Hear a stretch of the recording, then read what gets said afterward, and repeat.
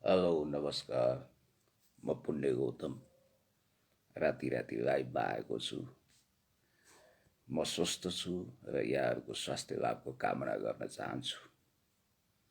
कस्तो अवस्थामा हुनुहुन्छ, के गर्दै हुनुहुन्छ, यहाँहरूको सुस्वास्थ्य, दीर्घायु र दीर्घ जीवनको कामना गर्न चाहन्छु। कोरोनाको बिगबिगी छ। आज देशमा अक्सिजनको चरम सङ्कट बढेको छ। मान्छेहरू रोग र भोक दुवैले मर्ने अवस्था आएको छ। पूर्णबहादुर राणाजी नमस्ते। इन्द्र प्रसाद पाण्डेजी तपाईँलाई पनि धन्यवाद। इन्द्र प्रसाद पाण्डे इज वाचिङ भनेर लेखिएको छ। र गोपाल खड्काजी स्टे सेफ एन्ड हेल्दी भन्नुभएको छ। Thank you so much. र सबै साथीहरूलाई म धन्यवाद दिन चाहन्छु। सञ्जय ओझाजी नमस्कार दाजु, लभ यु सो मच भन्नुभएको छ। सञ्जय भाइ thank you so much, same to you. Surendra KC professor Surendra KC त होइन होला, हाम्रो भाइ सुरेन्द्र केसी। सर कता होइसिन्छ भन्नुभएको छ। म यतै छु। कृपया यो अहिले यतिखेर यो कल नगरिदिनु होला। सागर ढङ्गलजीले यहाँ कल गर्नुभएको रहेछ मेसेन्जरमा। सागरजी म लाइभमा छु, प्लिज वेट सम टाइम, केही समय प्रतीक्षा गर्नुहोला। र मैले यो लाइभलाई कन्टिन्युटी दिन्छु, किनभने अहिले वास्तवमा यो कल गर्ने बेला होइन। किन काटिँदैन? साथीहरू कस्तो अवस्थामा हुनुहुन्छ, के छ? आज हामीले लकडाउनमा फँसेका र कोरोनाको कहरको कारण रोजगारी खोसिएर भोकिरहेका मानिसहरूलाई खाना खुवाएका छौँ। सोसियल मिडियाकर्मी साथीहरू, युट्युबर साथीहरूले एकदमै राम्रो पहल गरिरहनु भएको छ।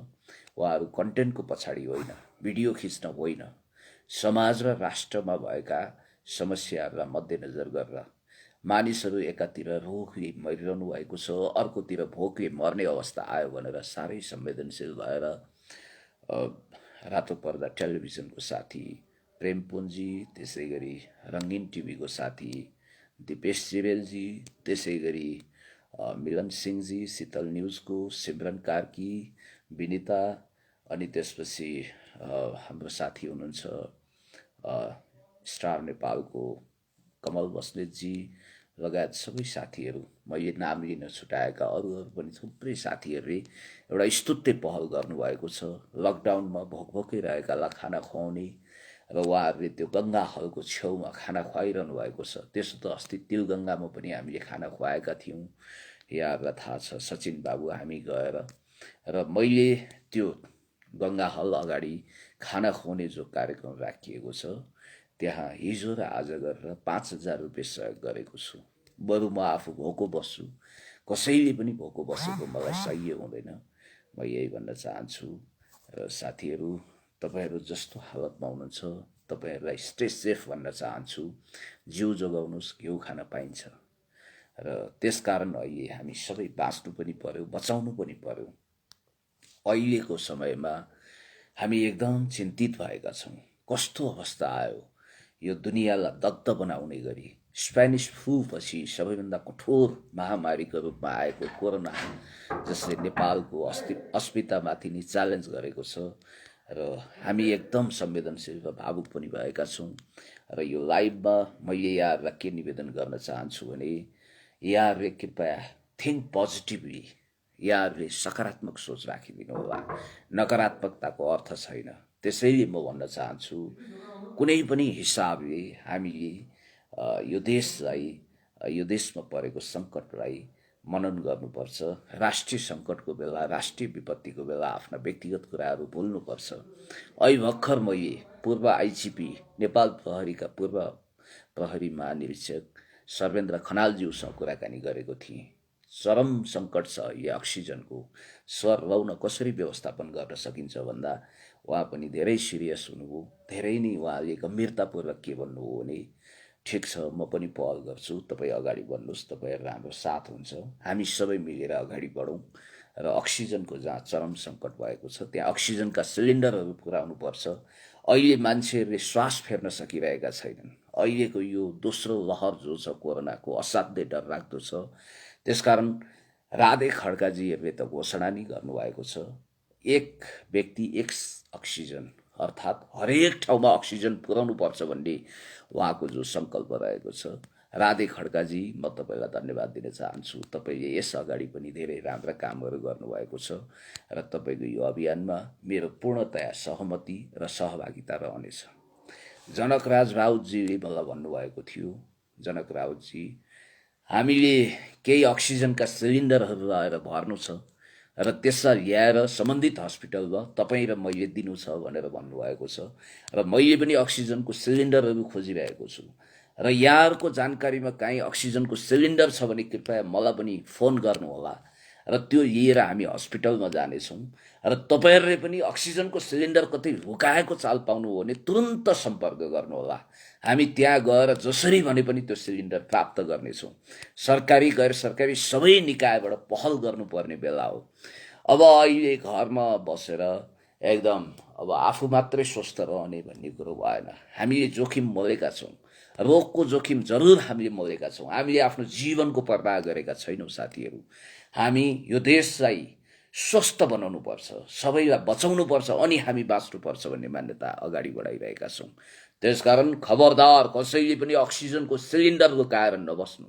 त्यो अक्सिजन तपाईँको भएको एउटा अक्सिजनको कारण एउटा बिरामीको ज्यान बच्छ भने त्योभन्दा ठुलो कुरो के हुन्छ। त्यसैले गर्दाखेरि म भन्न चाहन्छु कि यहाँहरूले संवेदनशील भएर यो विषयवस्तुलाई हेरिदिनु होला र जनक राउतजी, म भएर, राधे खड्काजी, हामी भएर, अनि आदरणीय पूर्व आइजिपी सर्वेन्द्र खनालज्यू लगायतका प्रबुद्ध महानुभावहरू मिलेर हामीले अब अक्सिजन को प्रबन्ध गर्दैछौँ र बिरामीहरूका त्यो अक्सिजनको सिलिन्डर लाँदैछौँ। रवि लामिछानेज्यू जसले राम्रो काम गरिरहनु भएको छ, उहाँलाई म धेरै धेरै धन्यवाद दिन चाहन्छु र जनमैत्री हस्पिटल मार्फत र त्योसँग एसोसिएसन गरेर उहाँले, ज्वाला बहिनीले गर्नुभएको काम धेरै राम्रो छ र त्यसलाई पनि मद्दत गर्नुपर्छ। मैले सकेको सहयोग त्यहाँ गर्नेछु, म यो भन्न चाहन्छु र हजुर, म सबैलाई यो मेसोमा धन्यवाद पनि दिन्छु र म के भन्छु भने अक्सिजनको सिलिन्डर, अहिले अक्सिजन भरिएको सिलिन्डर हामीलाई आवश्यकता छ र त्यो हामीले जसरी पनि उपलब्ध गराउनुपर्छ र त्यो हाम्रो दायित्व पनि हो। अहिले मर्न लागेका मानिसहरूलाई हामीले बौराउनु छ, बिउताउनु छ, उहाँहरूको उपचार गर्नु छ। म कुनै विज्ञापन गर्ने, स्टन्टबाजी गर्ने पक्षमा छैन। अरूले जो गरेको अक्सिजनको सिलिन्डर देखाएर विज्ञापन गर्ने प्रवृत्ति पनि यहाँ बढेको छ। त्यसकारणले फेयर काम गरौँ, एकदमै फेयर काम गरौँ। कतिपयले अहिले यसलाई कमाउ धन्दाको रूपमा पनि प्रयोग गरेका छन्। समाजसेवी पनि कहलाइने, पैसा पनि कमाउने भएर कतिपय मान्छेहरूले यो जुन खालको अहिले कोरोनाको कहरको बिचमा पनि बिजनेस चलाएको र सेलिब्रिटी स्टारडम मेन्टेन गर्न खोजेको देखियो। साथी हो, यो सेलिब्रिटी स्टारडम, यो खालको गसिप, पब्लिसिटी स्टन्ट, यसको केही अर्थ छैन। किनभने हामी पहिला मान्छे हौँ, मान्छे भएर बाँच्नुपर्छ, बचाउनुपर्छ। मान्छेले नौटङ्की गर्नु हुँदैन। मान्छेको जीवनभन्दा ठुलो कुरो केही पनि छैन। भोकालाई भोजन गराउनु पर्यो र रोगीहरूलाई औषधि ओखतीमूलकको व्यवस्था गर्नु पर्यो। सरकारले जति गर्नु पर्थ्यो त्यति गरिरहेको छैन। सरकारको जिम्मेवारी बहुत कमजोर देखियो। त्यसकारणले गर्दाखेरि हामी भनिरहेका छौँ कि सरकार अब निन्द्राबाट जाग्नु पर्यो, भिउतिनु पर्यो। दैनिक आज आर्यघाटमा 250 नेपालीहरूको लास जलिरहेको छ। कसको मन रोँदैन र? हामीलाई निकै भावुक बनाउँछ साथीहरू। यहाँहरू पनि मनमा नै, अनि त्यसपछि कसैले नदेख्ने गरी आफ्नो घरमा कति रुनु भएको होला। र म के भन्छु भने हरेक नेपालीहरू जसले आफ्नो ज्यान गुमाउनु भएको छ, उहाँहरूलाई हार्दिक श्रद्धाञ्जली भन्दै उहाँहरूको परिवारजनमा गहिरो संवेदना पनि प्रकट गर्न चाहन्छु। र वास्तवमा भन्ने भने यो महाविपत्तिको घडीमा हामीले धैर्य धारण गर्न सक्नुपर्छ। काका नमस्कार भन्नुभएको छ, नमस्कार गर्न चाहन्छु अङ्कितलाई। र हेलो भन्नुभएको छ भाइले, म पनि हेलो भन्न चाहन्छु। हाई आशिष सापकोटा, के छ? पुष्पराज देवकोटा नमस्ते पुण्यदायी भन्नुभएको छ, नमस्कार। र मैले अघि भन्दै थिएँ कि प्रेमपुञ्जी लगायतका दिपेश जिरेलजी, मिलन सिंहजी, प्रकाशजी लगायतका साथीहरूले जो स्तुत्य पहल गर्नुभएको छ, प्रकाश चन्द्र दाहालजी लगायतका, उहाँहरूलाई म धेरै धेरै धन्यवाद दिन चाहन्छु। र उहाँहरूले खाना निरन्तर खुवाइरहनु भएको छ। पत्रकारको धर्म के हो? हुन त पत्रकारिता सम्बन्धी दुईवटा स्कुल अफ थट छ। एउटा के भनिन्छ भने पत्रकार हद दर्जामा निर्मम हुनुपर्छ, निर्दयी हुनुपर्छ, उनीहरूले डुब्न लागेको मानिसलाई बचाउने होइन, त्यसको बारेमा समाचार लेख्ने हो, भिडियो खिच्ने हो, कन्टेन्ट बनाउने हो भन्ने एउटा असाध्यै हृदयहीन खालको तर्क वा कुतर्क केही दिग्गज पत्रकारहरूले गर्छन्। र अर्को थरी पत्रकारहरूको चाहिँ भनाइ के छ भने हामी जन्मिँदै कोही पत्रकार भएर जन्मिएका होइनौँ, मिडियाकर्मी होइनौँ, पछि हामी बाई प्रोफेसन मिडियाकर्मी भयौँ होला। त्यसकारण सबभन्दा पहिला हामी मान्छे हौँ। मान्छे हुनुको नाताले हाम्रो हृदयमा मानवता हुनुपर्छ। त्यसैले डुब्न लागेको मान्छेलाई पहिला उद्धार गर्ने, भिडियो खिच्ने कुरा सेकेन्डरी हो। अनि दुर्घटनामा परेको मान्छेको भिडियो खिच्ने अथवा कन्टेन्ट बनाउने कि त्यसलाई उद्धार गर्ने भन्दा स्वाभाविक रूपमा दुर्घटनामा परेको मान्छेको भिडियो खिच्ने होइन, पहिला त्यसलाई उद्धार गर्ने हो, उसलाई बचाउने हो। यो मान्यता हामीले राख्नुपर्छ। हुन त प्रभु चावलाले एउटा इन्ट्रेस्टिङ टिप्पणी गर्नुहुन्थ्यो भारतीय पत्रकारको सन्दर्भमा। यदि दाउद इब्राहिमले कुनै पत्रकारलाई फोन गरेर आज फलाना ठाउँमा एकजना मानिसको हामी लाइभ खिच्नु, इन्काउन्टर गर्दैछौँ, हामी लाइभ इन्काउन्टर गर्दैछौँ, त्यसलाई कभरेज गर्नु भन्यो भने त्यो मानिसले, त्यो पत्रकारले जुन मान्छेको हत्या हुँदैछ त्यसको बारेमा पुलिसलाई जानकारी गराउँदैन, क्यामेरा भिरेर वा कलम बोकेर तुरन्त स्पटमा पुग्छ र लाइभ भिडियो वा लाइभ समाचार कभरेज गर्छ। यस्तो खालको संवेदनहीनताको अवस्था छ भन्नुभएको थियो। तपाईँहरूलाई थाहा छ पुलित्जर पुरस्कार पाउने एकजना फोटो पत्रकारले किन आत्महत्या गर्नुभयो? यसको कारण छ, किनभने सन् 94मा जुन ढङ्गको विभत्स गृहयुद्ध भयो रुवान्डामा, एउटा नरकङ्काल जस्तो मर्दै गरेको, सुकेनास लागेको बालक बबुरो जसका करङहरू देखिएको थियो, उनी मर्दै थिए, गिद्ध ढुकिरहेको थियो, तबसम्म ढुकिरह्यो जबसम्म त्यो बालकको प्राण, एकमुठी प्राण उसको शरीरबाट निस्किएन। गिद्धको पनि एउटा इथिक्स हुँदो रहेछ, उसले जीवित मान्छेलाई ठुङ्दो रहन्छ। र त्यो फोटो खिच्नको लागि उनी 7-8 घन्टा वेट गरेर बसे। आखिर त्यो बालकको पनि देहान्त भयो, त्यसपछि गिद्धले लुच्यो। र त्यो फोटो बालक मर्ने प्रतीक्षा गरिरहेको गिद्ध भनेर जब उनले खिचे, त्यसको केही समयपछि उनलाई के आभास भयो, के महसुस भयो, कुन बोधिसत्व प्राप्त भयो भने ओहो, मैले त दुनियाँमा एकदमै नराम्रो कुकर्म गरेछु, मैले त्यो बालकलाई उद्धार गर्नु पर्थ्यो, बचाउनु पर्थ्यो। म जस्तो घोर अमानवीय मान्छे, ब्रिटल मान्छे कोही पनि छैन भन्ने हिंताबोधले गर्दा उनले पछि आत्महत्या गरेका रहेछन् साथीहरू। यस्तो पनि भएको छ दुनियाँमा। त्यस कारणले गर्दाखेरि हामी जो कोही पनि पहिला मान्छे हौँ, त्यसपछि अरू परिचयमा विभाजित छौँ। त्यसैले पहिला मानव भएर सोचौँ, पहिला भोका मान्छेहरूलाई खुवाउँ, रोगीको उपचार गरौँ भनेर युट्युबर साथीहरू लाग्नु भएको छ, मिडियाकर्मी साथीहरू जो लाग्नु भएको छ, मेरो उहाँहरूलाई नमन छ, सल्युट छ र उहाँहरूलाई मैले सकेको मद्दत गर्नेछु। मैले भनेको छु जब जब म आउनेछु केही न केही मद्दत बोकेर आउनेछु भनेर। र मैले 5,000 रुपियाँ जो सहयोग गरेको छु त्यो सामान्य कुरा हो, तर आनासुकी मानामुठी अड्को पड्को तेलको धुप भने जस्तै हो। र म एकदमै यहाँहरूलाई जसले सहयोग गरिरहनु भएको छ, आफ्नो घाँस काटेर खल्ती रित्याएर जुन साथीहरूले सहयोग गर्नुभएको छ, कुनै बिल गेट्स वा बिल गेट्सको भाइ भतिजा विनोद चौधरीको आफन्तले गरेको सहयोग होइन। कुबेरको ढुकुटी पनि एक दिन रित्तिन्छ साथी हो। आधी पृथ्वी मेरो भनेर घमण्ड गर्ने अलेक्जेन्डर द ग्रेट पनि रित्तो हात जानु परेको छ, यो इतिहास छ। त्यसैले गर्दाखेरि धन हुनेसँग मन असाध्यै कम हुँदो रहेछ। जो मनकारी हुनुहुन्छ उहाँहरूसँग धन कम हुँदो रहेछ। हामीसँग पनि धन छैन साथी हो, त्यति धन छैन, तर मन छ र हामी विराट छाती लिएर अगाडि बढ्न चाहन्छौँ। मैले त भनेको छु कोरोना पीडितको लागि मद्दत गर्न मैले आफ्नो 1 गट्ठा खेत बेचेर 30 देखि 50 लाख रुपियाँसम्मको जो गर्दैछु। मैले आज यो घोषणा गरेको छु। र वास्तवमै भन्ने हो भने नेपाल आमा अहिले रोइरहेकी छिन्। हस्पिटलमा जाउँ, दर्जनौं मानिसहरू रोइरहनु भएको छ, मानिसहरूको कोलाहल छ, यस्तो अवस्था छ। तैपनि केही मान्छेहरूलाई कोहीलाई के को धन्दा कोहीलाई के को धन्दा घर ज्वाइँलाई खान केही धरा भने जस्तो आफ्नै कामको चटारो छ। र म अघि कुराकानी गर्दै थिएँ अक्सिजनको। साथी हो, अक्सिजनको जो हो गरौँ, अक्सिजन बिना केही पनि हुनेवाला छैन। र जोसँग अक्सिजन छ उहाँहरूले त्यो अक्सिजन कृपया सम्बन्धित ठाउँमा पुर्याइदिउँ र हामी पनि भोलिदेखि युद्ध स्तरमा, हुन त अस्तिदेखि नै खटिरहेका छौँ, पाएका छैनौँ, भोलिदेखि एकदमै युद्ध स्तरमा अक्सिजनको जो गर्न हामी अगाडि बढिरहेका छौँ।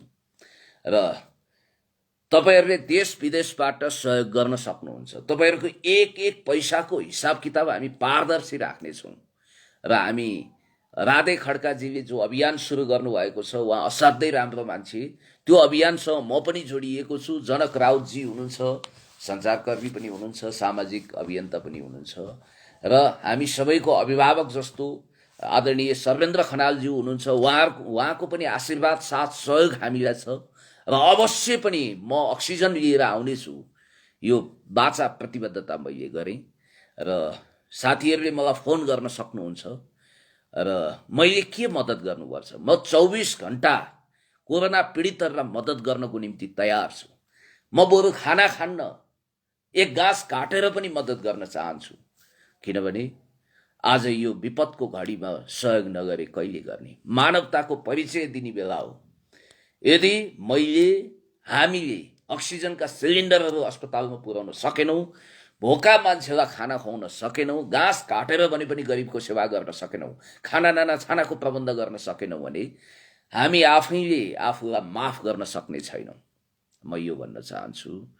र यहाँ एकजना साथीले भन्नुभएको छ, दार्चुलाबाट हेरिरहेको छु भनेर। तपाईँलाई पनि धेरै धेरै धेरै धन्यवाद छ।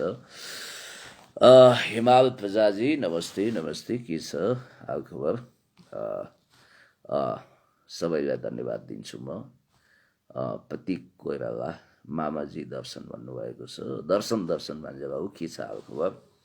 हेलो नमस्कार सर भनेर विशाल तामाङजीले भन्नुभएको छ। नमस्ते नमस्ते, how are you? I am fine. कहाँ हो सर तपाईँ अहिले भन्नुभएको छ। म आफ्नै उसमा छु। अस्ति किन हाम्रो यता छौँ भन्दै सडकमा भिडभाड गरेको, अब मैले गरे होइन। अब वास्तवमा पोलिटिकल मुभमेन्टको क्रममा आफू यहाँ छौँ भनेर देखाउनु पर्ने हुन्छ। नमस्कार पुण्य सर भनेर देव गुरुङजी, उहाँ नेता देव गुरुङ होइन कि एकजना भाइ साथी हुनुहुन्छ देव गुरुङजी, तपाईँलाई पनि नमस्कार गर्न चाहन्छु। रामरी सेवालजी वाचिङ भनेर देखिएको छ। रामरी सेवाल सर नमस्कार है। उहाँ प्रिन्सिपल हुनुहुन्छ कलेजको, हिमालयन कलेजको। धेरै प्रबुद्ध व्यक्तित्व हुनुहुन्छ, मेरो व्यक्तिगत रूपमा मित्र र आफन्त पनि हुनुहुन्छ। र लोक खड्का इज वाचिङ भनेर देखाएको छ। दाइ नमस्ते, म गोङ्गबुबाट भन्नुभएको छ एकजना साथीले। तपाईँलाई पनि धन्यवाद दिन चाहन्छु। साथीहरू, म त एकदमै खटिरहेको छु। अब मैले सबै आफ्ना काम धन्दाहरू थाती राखेर, व्यक्तिगत स्वार्थ केही पनि छैन हामीसँग। सबै गरिब जनताको सेवाको निम्ति हामी अहोरात्र समर्पित भएका छौँ। र वास्तवमा भन्ने हो भने अहिले हामीले अरू कुरा सारा छोडेर अहिले कोरोनाको व्यवस्थापन कसरी गर्ने, अर्थात् कोरोना पीडितलाई कसरी राहत दिने, बिरामीलाई कसरी अक्सिजन पुर्याउने भन्ने कुरा नै प्रमुख कुरा हो। र Radhe Khadka sir, let's work together for nation, एक व्यक्ति एक अक्सिजन, द अक्सिजन हिरो भनेर राधे खड्काजीको नम्बर यहाँहरूले नोट गर्नु होला, 9841571021। राधे खड्काजी धन्यवाद छ, तपाईँले धेरै राम्रो काम गर्नुभएको छ। हामी मिलेर काम गर्नुपर्छ, जोइन्टली काम गर्नुपर्छ। यहाँलाई म धन्यवाद दिन चाहन्छु। जति पनि साथीहरूले लाइभ जोडिएर हेरिरहनु भएको छ, नरेन्द्र जोशीजीले, केदार बहादुर, पुण्य सर अभिवादन भन्नुभएको छ। थ्याङ्क यू सो मच, धेरै धेरै धन्यवाद, अभिवादन। र सुमन अधिकारीले दाई नमस्ते, म गोङ्गबुबाट हेर्दैछु भन्नुभएको छ। थ्याङ्क यू हेरिरहनु भएको छ। तपाईँको शुभेच्छा नै हाम्रो लागि लाख हुन्छ। सहयोग गर्दै हामी एकअर्कालाई हातमा हात काँधमा काँध मिलाएर अगाडि बढ्नुपर्छ। राधे खड्काजी, पुण्यजीको पुण्य उजागर होस्, जय जय होस् भन्नुभएको छ। तपाईँलाई पनि जय जय होस्, धेरै धेरै धन्यवाद। र यो वास्तवमा भन्ने हो भने अहिले जुन ढङ्गले सरकारी तवरबाट काम भइरहेको छ यसबाट म त्यति सन्तुष्ट भएको छैन साथीहरू। जति सिरियसली सरकार यो विषयमा लाग्नु पर्थ्यो त्यति सिरियसली नलागेको हो कि भन्ने अनुभूति भइरहेको छ। यद्यपि यो हाम्रै सरकार हो। सम्माननीय प्रधानमन्त्रीज्यूका म भन्न चाहन्छु, सम्माननीय पूर्व प्रधानमन्त्री कमरेड माधव कुमार नेपालज्यूले एउटा मननीय खालको सुझाव दिनुभएको थियो। लकडाउनको व्यवस्थापन कसरी गर्ने, कोरोना रोगीहरूको आपद विपदमा उपचार कसरी गर्ने भन्ने हिसाबमा। र मलाई के लाग्दछ भने यो वर्षको बजेट विकास बजेट आदि इत्यादि होइन, कोरोना बजेटको रूपमा यो वर्षको बजेट 15-20 खर्ब कति छुट्याइन्छ त्यसलाई त्यो ढङ्गले छुट्याइयोस्। किनभने हेर्नुहोस् त अहिले काठमाडौँको अवस्था जति पनि टेस्ट गरिएको छ देशभरि कस्तो छ, काठमाडौँमा कस्तो छ तपाईँहरूलाई थाहा छ। 73-74 जिल्ला अहिले लकडाउन छ र परीक्षण गरिएका 50.1% व्यक्तिहरूमा अर्थात् आधीभन्दा बढीमा कोरोना संक्रमण देखिएको छ। त्यसकारणले काठमाडौँमा 200-250 मान्छेहरूको चिता दैनिक जलिरहेको छ। बडो एकदमै कारुणिक दृश्यहरू छ। हामी साक्षात्कार गर्न अभिशप्त छौँ साथीहरू। र सरकारले के गर्नु पर्थ्यो, म फेरि पनि यो पहिला पनि भनिसकेको छु, दोहोऱ्याउन चाहन्छु। सरकारले सर्वप्रथम स्वास्थ्य सङ्कटकाल घोषणा गरे पनि केही फरक पर्दैन। स्वास्थ्य क्षेत्रलाई हामीले कसरी सुधार गर्ने यसको विषयमा पछि कुराकानी गरौँला। र प्रत्येक वडामा एक एकवटा बुथ अथवा एक एकवटा कमिटी बनाएर प्रत्येक घरमा पहुँच पुर्याएर कोरोनाको टेस्ट गर्नुपर्ने, कोभिड-19 टेस्ट गर्नुपर्ने, पिसिआर टेस्ट गर्नुपर्ने आवश्यकता छ। हरेक नेपाली जनताको पिसिआर टेस्ट गर्ने काठमाडौँमा मेरो सुझाव के छ भने सर्वप्रथम काठमाडौँ लगायत सबै ठाउँमा यो गर्नु जरुरी छ। हरेक वडामा वडाध्यक्षको नेतृत्वमा अथवा प्रबुद्ध व्यक्तिको नेतृत्वमा बनाइदिनु पर्ने हुन्छ। त्यहाँ डाक्टर पनि राख्नुपर्छ, सबै राख्नुपर्छ र हरेक व्यक्तिको पिसिआर टेस्ट गरिसकेपछि त्यसको नेगेटिभ नतिजा आउनेहरूलाई सोधिन्छ, तपाईहरु काठमाडौँमै बस्नुहुन्छ कि अथवा उपत्यका बाहिर जान चाहनुहुन्छ। उहाँहरूले होइन हामी काठमाडौँमै दुःख जिल्लो गरेर बस्न सक्छौँ भन्नु हो भने अब आर्थिक अवस्था राम्रो हुनेको लागि त अब ठिकै छ, यहाँ स्वर्गै सरह छ। तर आर्थिक अवस्था कमजोर हुनेहरूलाई सोधिन्छ, तपाईहरु बाहिर जान चाहनुहुन्छ कि यहीँ बस्न चाहनुहुन्छ, लकडाउनको अनुशासन पालना गरेर मास्क सेनिटाइजर प्रयोग गरेर मजासँग बस्नु होला भनेर उहाँहरूलाई भन्ने। त्यसपछि जसले होइन हामी काठमाडौँ बस्न सक्दैनौँ, हामी एकदमै आर्थिक रूपमा पीडित छौँ, त्यसकारण हामी उपत्यका बाहिर जान चाहन्छौँ भन्नेलाई अब अनुकूलता अनुसार कोहीलाई गाडीमा हालेर पठाइदिने, कोहीलाई जिपमा हालेर पठाइदिने, कोहीलाई जहाजमा हालेर पठाइदिने र कोहीलाई अति टाढा र त्यस्तै दुर्गम छ भने हेलिकप्टरमै सरकारले पठाइदिन सक्छ। किनभने सरकारले यसको निम्ति पर्याप्त बजेट छुट्याउनु पर्छ। र जसको पोजिटिभ नतिजा आएको छ, कोरोना पोजिटिभ देखिएको छ पिसिआर गर्दाखेरि भने त्यसलाई प्रभावकारी रूपमा उपचार गर्ने अनि आइसोलेसनमा राख्ने अनि सरकारले नै क्वारेन्टाइन बनाइदिने, ठुला होटलहरू विभिन्न बिल्डिङहरूलाई एउटा आइसोलेसनमा रूपान्तरण गर्न सकिन्छ, त्यसको सबै खर्च सरकारले बिहोर्ने। र त्यसो गरिसकेपछि के हुन्छ भने प्रत्येक ठाउँको लगत सङ्कलन गर्न सजिलो हुन्छ। र मैले यहाँ भन्दै थिएँ कि प्रत्येक व्यक्तिको पिसिआर टेस्ट गर्नुपर्छ। उपत्यका छोड्न चाहने व्यक्तिको पिसिआर नतिजा लिएर उसले 24 घण्टाभित्र उपत्यका छोड्नुपर्छ, त्योभन्दा ढिला गर्नु हुँदैन भन्ने मेरो मान्यता हो। र यतिखेर हामी अरू कुरा पछाडि गर्दै गरौँला, पछि हाँस्दै गरौँला, पछि नाच्दै गरौँला, रमाउँला। तर यो हाँस्ने रमाइलो गर्ने यताउता तामझाम गर्ने बेला होइन साथी हो। तपाईहरुले अरू काम अरू शीर्षकमा खर्चै नगर्नुहोस्, अरू सब काम छोडेर पनि हामीले कोरोना पीडितलाई कसरी मद्दत गर्ने, कसरी उनीहरूको उपचार गर्ने। अक्सिजन एकदम कम भएको छ, अस्पतालको पनि लापरवाही देखिएको छ। अस्पतालले पनि कतिपयले राम्रो गरिरहेका छन्, कतिपयले यही मौका हो कमाउने भनेर कमाउ धन्दा सुरु गरेको पनि देखियो। गाडीहरूले पनि त्यसो गरिरहेका छन्, डबल भाडा लिने। यस्तो काम नगरिदिनु होला कृपया। र अक्सिजनको सिलिन्डर कसैले पनि नलुकाउनु होला, त्यो पाप हुनेछ साथी हो, पाप हुनेछ। यदि नरकको अस्तित्व छ भने अक्सिजन लुकाउनेहरू नरकमा खस्नेछन् भन्न चाहन्छु म। र लिम्बू जीले भन्नुभएको छ एक्सिडेन्ट दाई भनेर। हजुर, गुणेश्वर ठकुरीजी युआर ग्रेट दाई भन्नुभएको छ। म त्यस्तो ग्रेट त छैन, महान छैन।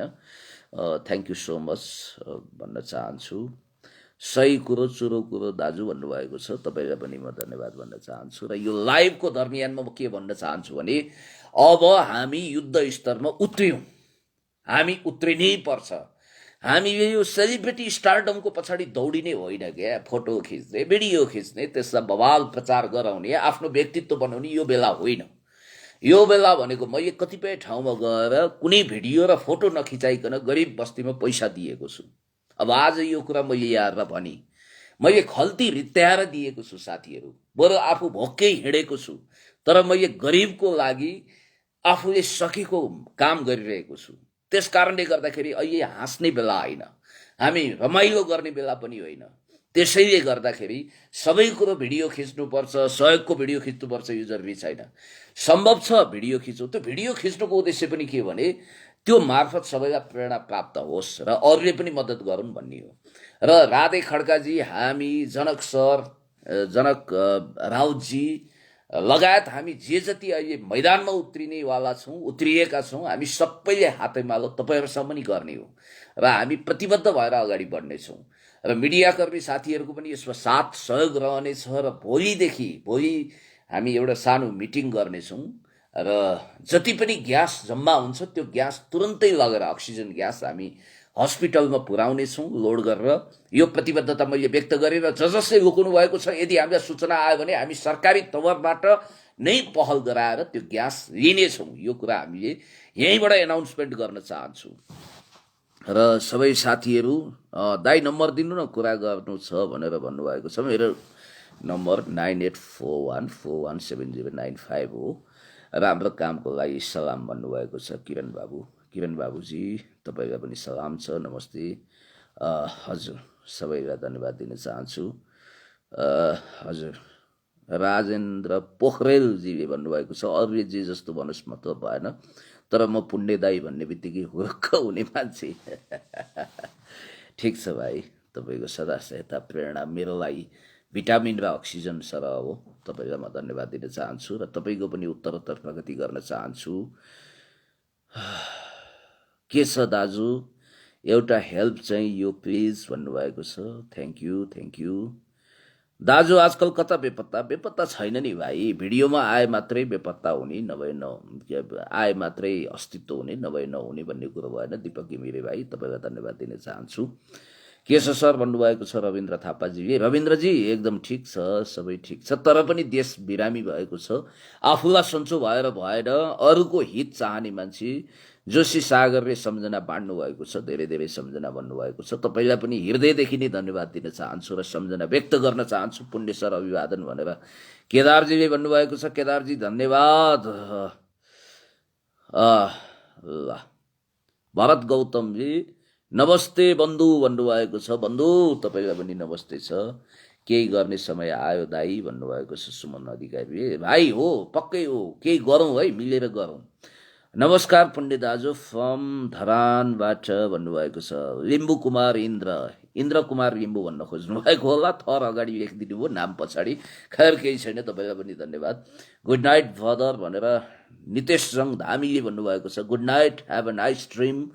चयनको निन्द्रा त पर्दैन साथी हो, देश बिरामी भइरहेको छ, कोरोनाको कहरले ठपक्कै ढाकेको छ। यस्तो बेलामा हामीले कसरी मिठो निन्द्रा लिन सक्छौँ र हुन्छ हामीसँगै नै छौँ भनेर राधे खड्का सरले भन्नुभएको छ। Yes I am always with you, म यही भन्न चाहन्छु।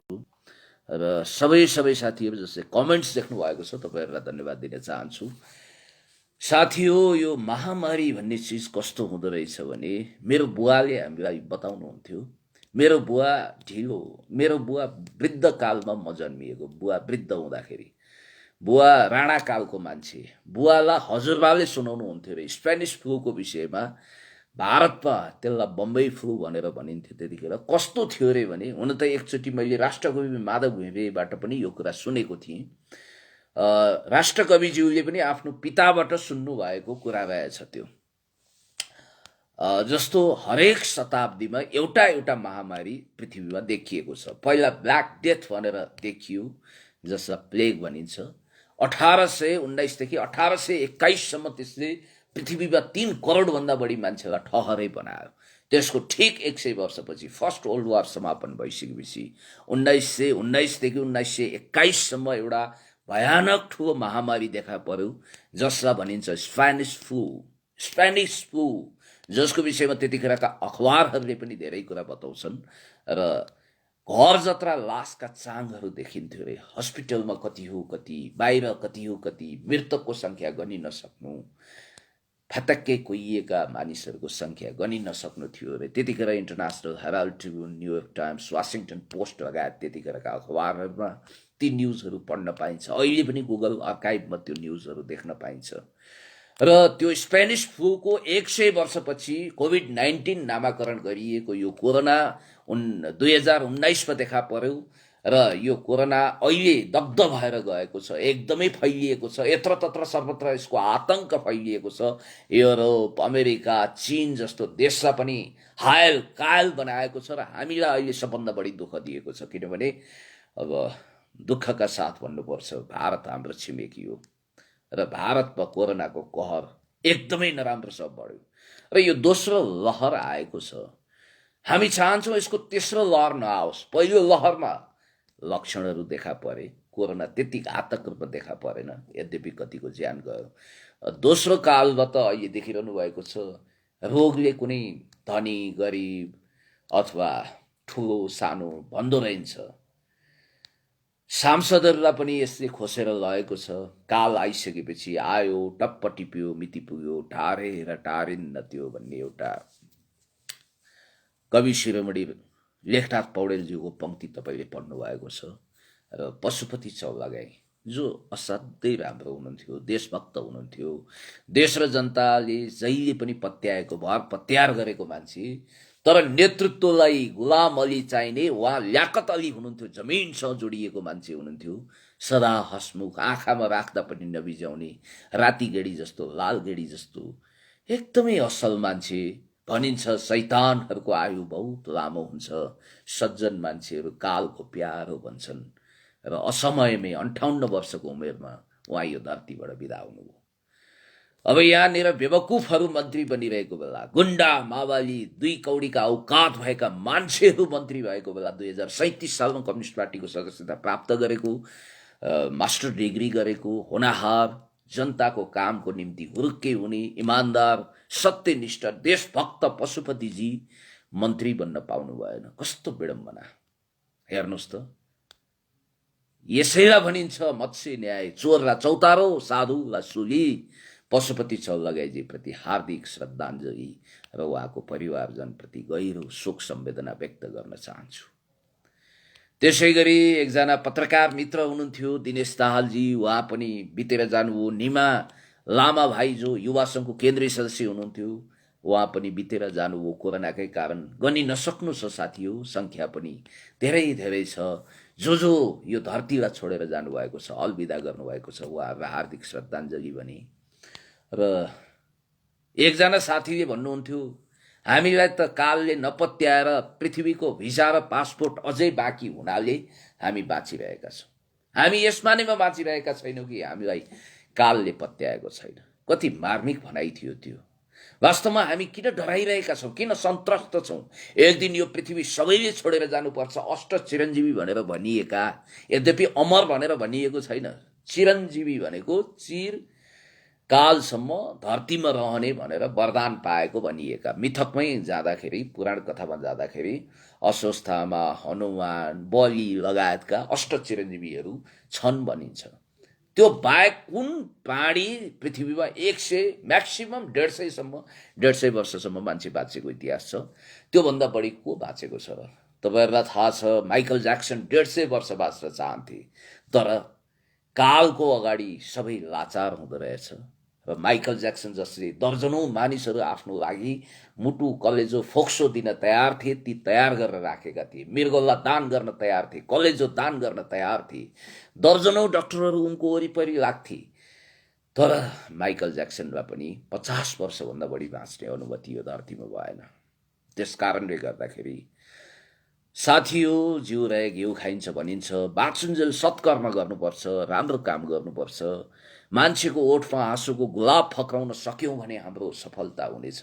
अरूको आँसु बगाउनु, अनि त्यसपछि अरूलाई सिद्ध्याउनु यो नराम्रो कुरा हो। हुन त धनका विभिन्न प्रकारहरू शास्त्रले व्याख्या गरेको छ। एउटा रातो धन भनिन्छ। रातो धन भनेको के हो भने अर्काको रगत लतपतिएको अर्थात् अरूको हत्या गरेर बटुलेको धनलाई रातो धन भनिन्छ। त्यो रातो धनले वंशनी विनाश गर्छ, 7 पुस्तासम्म पिर्छ। शास्त्रमा लेखिएको छ साथी हो। I just believe on dialectic materialism as well Marxism. म शास्त्रीय कुरा स्पिरिचुअलिजममा विश्वास त गर्दिनँ, तर लेखिएको कुरा यहाँहरूलाई भन्न चाहन्छु। त्यसै गरी अर्को धन हो कालो धन। कालो धन भनेको घुसखोरीबाट लुटपाटबाट प्राप्त हुने धनलाई कालो धन भनिन्छ। कालो धनले 3 पुस्ता पिर्छ र कालो धनको अवधि 20 वर्ष, म्याक्सिमम 20 वर्ष अथवा 10 वर्ष रहन्छ, त्यसपछि त्यो समाप्त भएर जान्छ भनिन्छ। त्यो पनि हो जस्तो लाग्छ, यसो हेर्नुहोस् तपाईँ। अनि अर्को पहेँलो धन हुन्छ, त्यो चाहिँ बकसबाट कसैले चन्दा दिएर पुरस्कार खुसी भएर अरूको आँसु नबगाइकन प्राप्त गरेको लटरी लागेको धनलाई पहेँलो धन भनिन्छ। त्यो चाहिँ आफ्नो जीवन र अर्को 1 पुस्तासम्म म्याक्सिमम जान सक्छ। र सेतो धन जो रगत पसिना खुन बगाएर मेहनत गरेर अर्थात् पैतृक सम्पत्तिको रूपमा जो प्राप्त हुन्छ त्यसलाई चाहिँ सेतो धन व्हाइट मनी भनिन्छ। त्यसले 10 पुस्ताको लागि फलिफाप हुन्छ भनिन्छ। त्यसकारणले गर्दाखेरि हामीसँग भएको सेतो धन, हामीले जहिले पनि इमान्दारितामा विश्वास गरेका छौँ, त्यो सेतो धनलाई पनि गरिबहरू, रोगी, निमुखाको निम्ति प्रयोग गरौँ, म यही भन्न चाहन्छु। र साथीहरू जो लाइभमा जोडिनु भएको छ, फेरि पनि हृदय खोलेर सबैलाई धन्यवाद दिन चाहन्छु। रातिको समय छ, सुत्ने बेला आएको छ, अब सुत्नुपर्छ, आराम गर्नुपर्छ। तर अब यतिखेर देशै आँसुमा डुबेको छ र मानिसहरू एकदमै पीडित हुनुभएको छ। कठैबरा कस्तो स्थिति भयो होला ती तमाम मान्छेहरू जसले आफ्नो आफन्त गुमाएका छन्, प्रियजनहरू गुमाएका छन्, चेलीहरूको सिउँदो पुछिएको छ, आमाले आफ्नो प्यारो सन्तानलाई काखबाट गुमाउनु भएको छ। त्यस्ता पीडितहरू, त्यस्ता अभिशप्त मानिसहरू, नेपालीहरूप्रति अथवा संसारभरि कोरोनाबाट प्रताडित मान्छेप्रति म फेरि पनि मृतकप्रति हार्दिक श्रद्धाञ्जली र परिवारजनप्रति गहिरो संवेदना व्यक्त गर्न चाहन्छु। र थापा चन्दोले नमस्ते दाजु, गुड आइडिया भन्नुभएको छ। म फेरि पनि तपाईँलाई नमस्ते भन्न चाहन्छु, धन्यवाद दिन चाहन्छु। समस्या मात्रै देखाएर हुँदैन, समाधान पनि दिनु पर्यो पुण्यदायी भन्नुभएको छ। पक्कै पनि हो। वास्तवमा समस्या पहिला हामीले पहिचान गर्नु पर्यो, त्यसपछि समस्याको समाधान निकाल्न सकिन्छ। अहिले हामीले समस्याको बारेमा मात्रै छलफल गरेका छैनौँ, समाधान के हुन्छ भन्ने विषयमा पनि हामीले केही बोलेका छौँ। र अहिलेको समाधान भनेको भोका मान्छेहरूलाई भोजन गराउने, जहाँ पीडा छ त्यहाँ मलम लगाउने र अक्सिजनको अभाव भएको ठाउँमा अक्सिजन पुर्याउने, कुनै सेलिब्रिटी स्टारडमको मोह नराख्ने, भिडियो खिचाउन हतार गर्ने, अरूले अक्सिजन जो गरिदिन्छन् त्यहाँ गएर 1 सिलिन्डर ग्यास बोकेको छ अनि भिडियो खिचाएको छ, अनि अरूको कामलाई पनि मेरै हो भने जस्तै प्रचार गर्ने र त्यो नाममा पैसा कमाउने, व्यापक पैसा पठुल्ने। हेर्नु होला, यो कोरोनाको कहर सिद्धिसकेपछि केही मानिसहरू अचानक रातारात यो सहरमा करोडपति हुनेछन्, यो मेरो भविष्यवाणी हो। र तिनीहरूको नाममा एक दिन सम्पत्ति शुद्धिकरणमा उजुरी पनि पर्न सक्छ साथी हो। त्यसैले ती मानिस चरम पापी हुन् जसले मान्छेको आँसु देखाएर, मान्छेको पीडा देखाएर व्यापार गर्छन् र मान्छेको व्यवस्थालाई मजबुरीलाई फाइदा उठाउँदै आफूलाई कुबेर जस्तै धनी बनाउँछन्। ती मान्छे पापी र अपराधी हुन्। तिनीहरूको यो नाटक नौटङ्कीको कलर निकै चाँडो खोलिनेछ जब यथार्थको घाम लाग्नेछ। अहिले सहज काल छैन, महासङ्कट र महाविपत्तिको घडी छ र यो महाविपत्तिको भुमरीबाट अवश्य पनि हामी मुक्त हुनुपर्छ र मुक्त हुनेछौँ। यो हाम्रो सङ्कल्प प्रतिबद्धता हो। लाइभमा आएको 39 मिनट भइसकेछ। मैले 40 मिनटमा यो लाइभलाई खत्तम गर्नेछु र अब काम होइन, कुरा होइन, काम गर्नु पर्यो। र फेरि पनि हामी मद्दत लिएर आउनेछौँ। फेरि पनि म सडकमा खाना खुवाउन जानेछु। हिजो र आज गरेर 5000 रुपियाँ मैले युट्युब कर्मी साथीहरूले जहाँ खाना खुवाइरहनु भएको थियो त्यहाँ गएर दान गरेको छु। अरू पनि गर्नेछु। सचिन बाबु हामी गएर पनि खाना खुवाएका थियौँ तिलगङ्गाको सडकमा, यो कुरा यहाँहरूलाई थाहा छ। र अब हामी अक्सिजनको सिलिन्डर बोकेर आउनेछौँ, हामी सबै आउनेछौँ। यो हाम्रो वादा भयो, यो हाम्रो बाचा भयो, यो हाम्रो प्रतिबद्धता भयो। हामी गरिबहरूको घाउमा मलम लगाउन, रोगीहरूको आँसु पुस्न, उपचार गर्न, भोक लागेकाहरूलाई खाना खुवाउन, आफू नखाएर पनि अरूलाई खुवाउन, आफू सिद्धिएर पनि अरूलाई बचाउन, आफू जलेर पनि अरूलाई प्रकाश छर्नको निम्ति प्रतिबद्ध छौँ।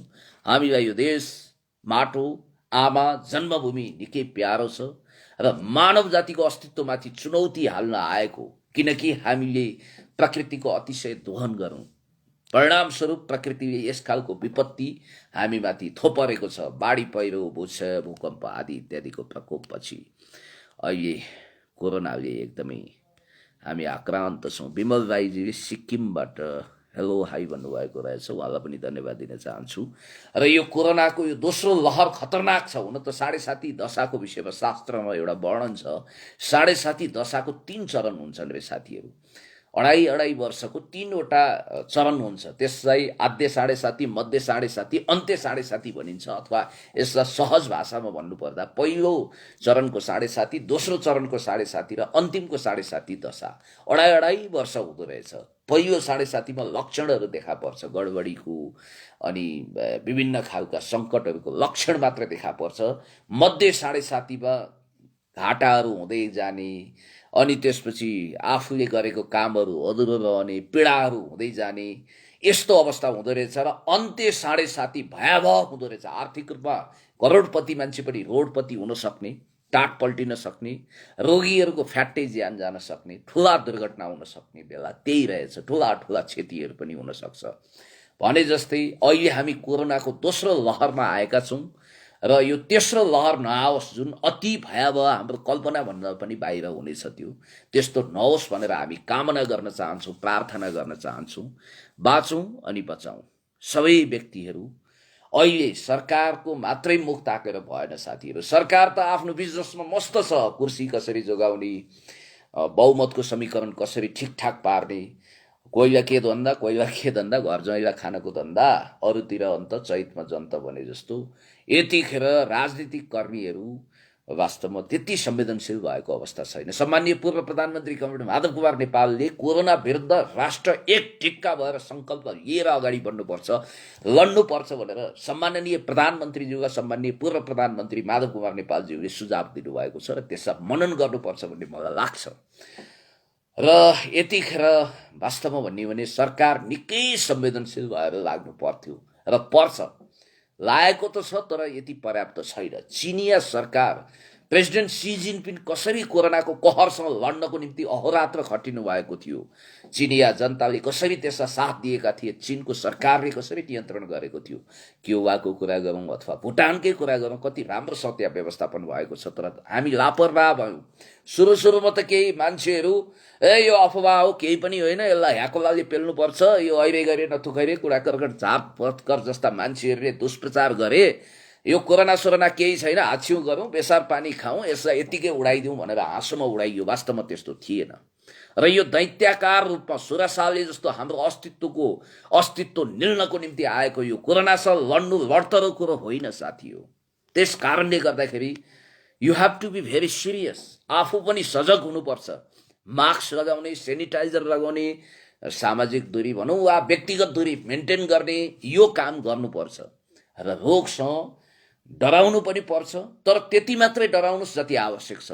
त्योभन्दा ज्यादा डरायो भने मान्छे साइकोलोजिकल ड्यामेज हुन्छ, मनोवैज्ञानिक रूपमा डिप्रेसनमा पुग्छ र अरू खतरनाक लक्षणहरू आउने सम्भावना हुन्छ। र आर्थिक रूपमा पनि म के भन्न चाहन्छु भने अब देशको अवस्था विकराल हुँदैछ।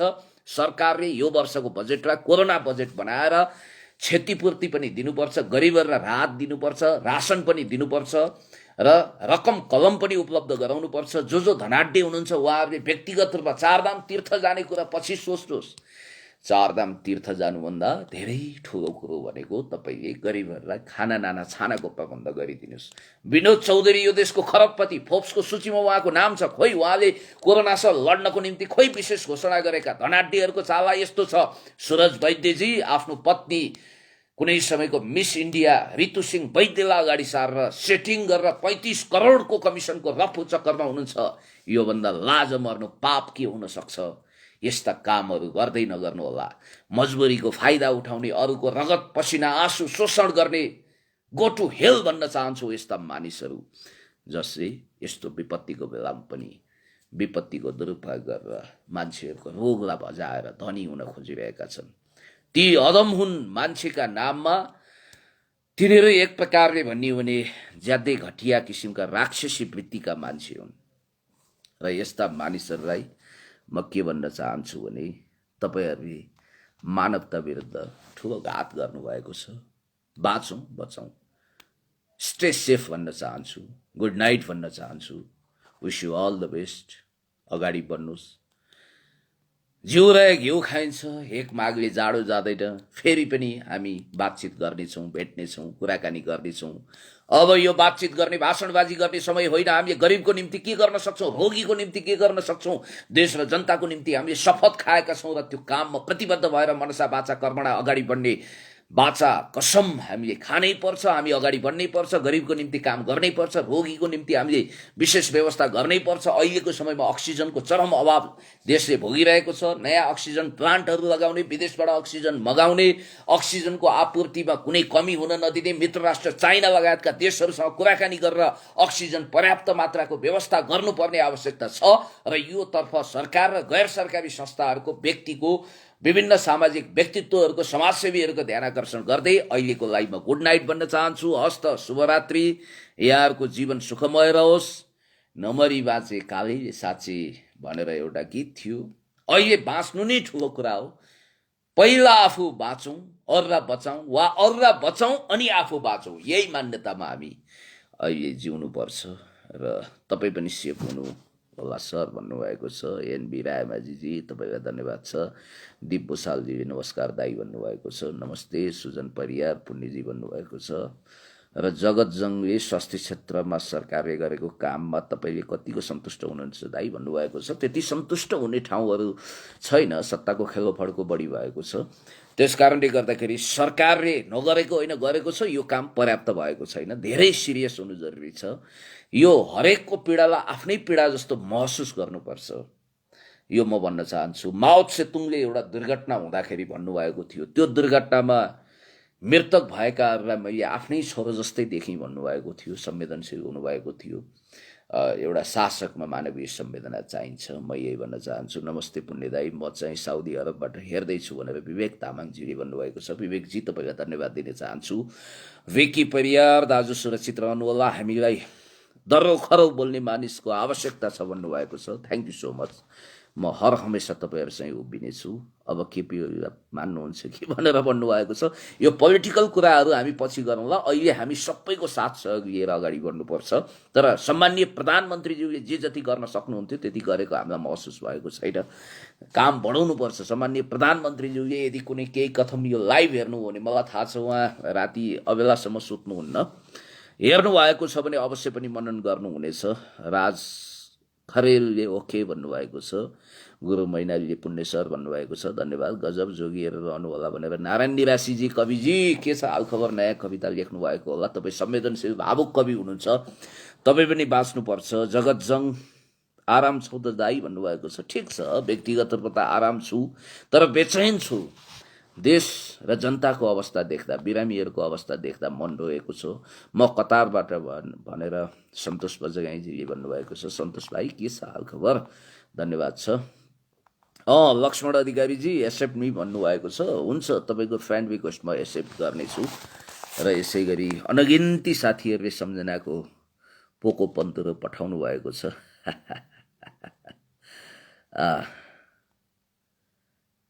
हजुर, ल ठिक छ, धन्यवाद छ सबैलाई। हजुर, नेपालको नम्बर दिनुहोला भन्नुभएको छ। मेरो नम्बर म तपाईँलाई दिइहाल्छु, 9841417095। नमस्ते, नेताहरू के गर्दैछन् भन्नुभएको छ। अब नेताहरूको चालामाला त्यस्तै होला। अहिले जनस्तरबाट हामीले कुरा गर्नुपर्छ। सबै नेताहरू त्यस्ता छैनन्। राम्रा मान्छेहरू पनि धेरै छन्। दाई नमस्कार, सन्चै हुनुहुन्छ भनेर जनक सिंह मन्यालले भन्नुभएको छ। सन्चै छु मन्यालजी, के छ जनकजी हालखबर?